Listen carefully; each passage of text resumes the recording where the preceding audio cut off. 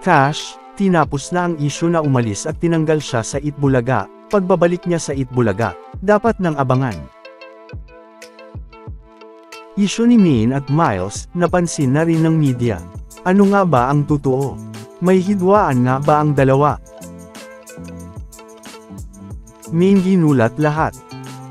At shinout out din si Sarah G sa Itbulaga. Ngayong Lunes nga July 7, ay talaga namang ginulat ni Min ang lahat, sa kanyang ginawang pagkanta sa segment na The Clones, na talaga namang pinahanga ang lahat. Na nagsimula nga, ng unang kumanta si Julia Barreto, ng kanta nga ni Sarah G, na Forever's Not Enough.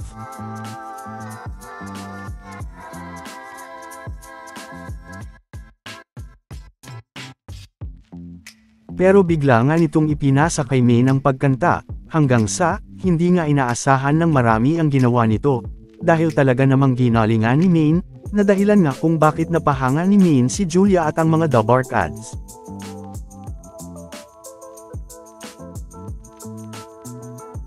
Na kahit nga ang matataas na part ng kanta, ay talaga namang game na kinanta ni Min.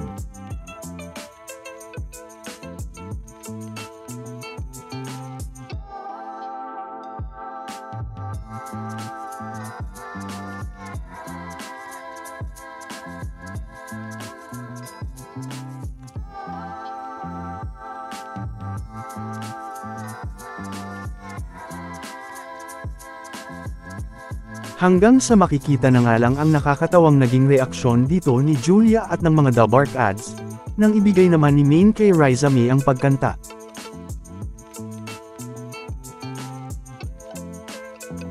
Na kung saan, ay shinout-out pa nga dito ni Min si Sarah G.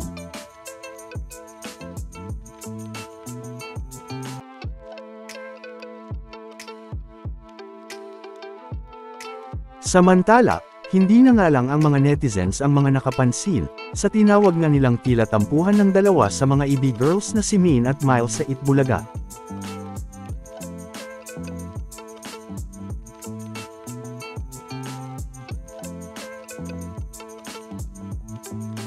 Dahil maging ang media at mga news sites, ay napansin na rin ito, at napag-usapan nga sa mga articles.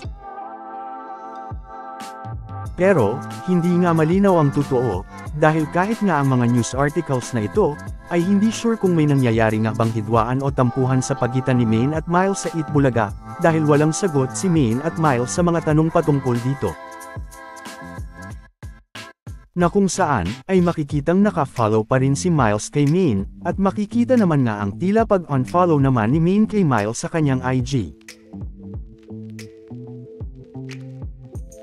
Pero, matatandaang, nito lang July 4, 2025, ay sinelebrate ni Min sa Itbulaga ang kanyang 10th anniversary. Na kung saan, ay matatandaang gaya ng napag-usapan natin noong July 4. Ay matatandaang binati ni Min at Miles ang isa't isa noong araw na iyon, na kung saan ay nagpasalamat nga si Min kay Mayor Jose at Wally, at ganoon na rin kay Miles, matapos siyang i-greet ng happy anniversary, na kung saan, ay nag-finger heart pa nga dito si Min. Na makikita din naman sa article mula Inquirer.net, at makikita nga ang naging maikling conversation nila dito, na mababasa nga ang pagbati ni Miles kay Min, na happy anniversary ate. At ang sagot naman ni Min na salamat, mga friends, kuya, Miles, while flashing a finger heart.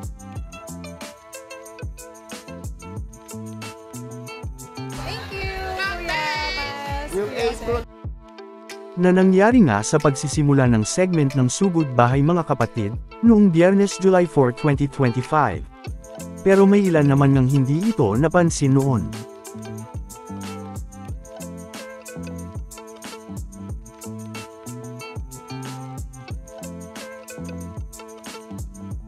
Samantala, tinapos na nga ni Tash ang mga isyu na nagsasabing inalis, o tinanggal na siya sa Itbulaga. Dahil ayon sa kanyang interview, ay hindi siya inalis o tinanggal sa Itbulaga. Sa katunayan nga, ay ayon kay Tash, ay gusto na din niyang makabalik sa Itbulaga, dahil namimiss na rin niya ang mga The Bark Ads. Sa katunayan, ay makikita din nga yan sa article mula PEP.ph. Na mababasa nga dito, na tinapos na nga ni Tash ang mga isyu, na nagsasabing inalis o tinanggal na siya sa Itbulaga. Na kung saan, ay makikita nga dito ang naging sagot ni Tash, sa mga tanong kung babalik pa siya sa Itbulaga, na mababasa nga, "Of course, I would love to, only if my schedule permits."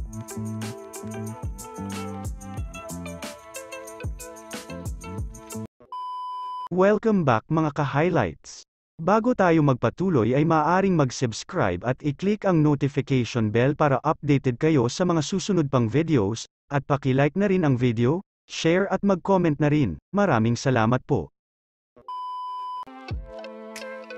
Namukhang ang pagiging busy pa rin nga ni Tash ang isa sa mga dahilan, kung bakit nga nawala siya sa Itbulaga.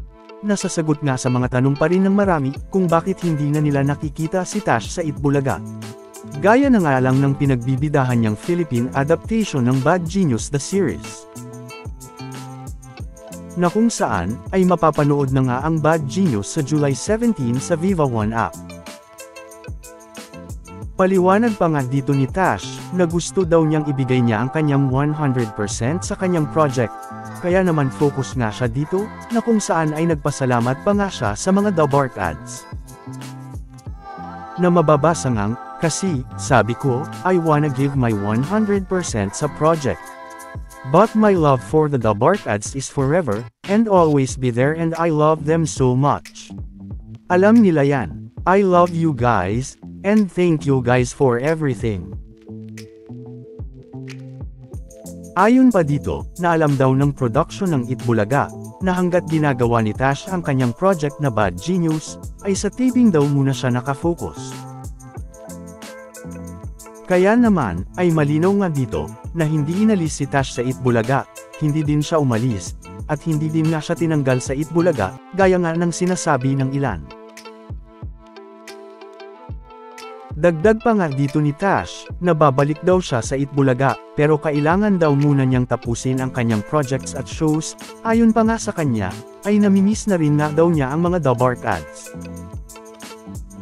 Na mababasa nga ang sagot ni Tash sa tanong, na kung may assurance ba na babalik siya sa Itbulaga, na kung saan ay ang naging sagot nga dito ni Tash ay, "Kailangan po, we need to finish this show muna.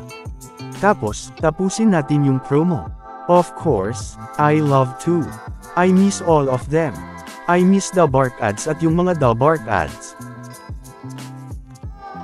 Nilinaw din dito ni Tash, na hindi daw niya ine-expect na papasukin niya daw ng tuluyan ang pag-aartista, pero masaya nga daw siya sa nangyayari.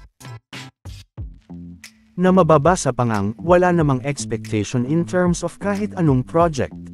There's no expectation in terms of result. That, I can assure.